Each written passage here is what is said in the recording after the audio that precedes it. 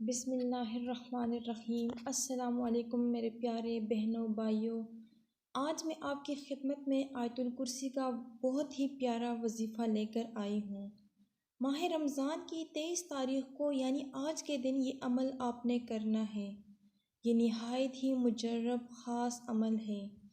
23 رمضان المبارک کو آیت الکرسی کا یہ عمل اس طرح سے کر لیں تو انشاءاللہ تعالی آپ کا ہر ناممکن کام جو ہے وہ پورا ہو جائے گا۔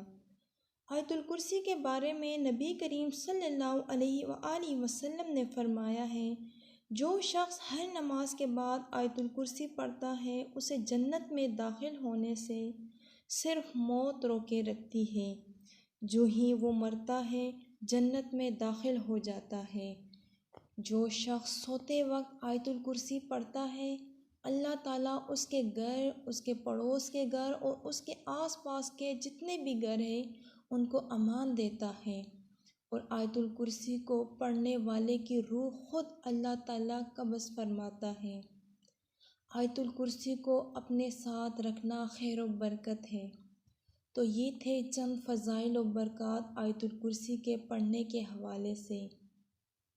آج کا جو عمل ہے وہ یہ ہے کہ آپ نے 23 رمضان المبارک کو آیت الکرسی 170 مرتبہ دن میں کسی بھی وقت آپ یہ وظیفہ پڑھ سکتے ہیں۔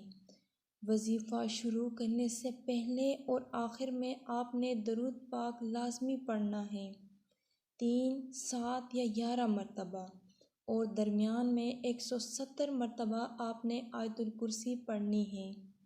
جب آپ یہ عمل کریں گے تو آپ کے ذہن میں جو بھی آپ کی حاجت و پریشانی ہے اس کا تصور و خیال ہونا چاہیے۔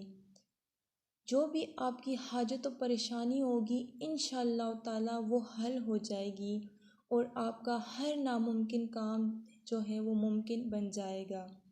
یہ خاص عمل آپ خود بھی کریں اور صدقہ جاریہ سمجھ کر شیئر بھی کریں۔ جزاک اللہ خیرہ۔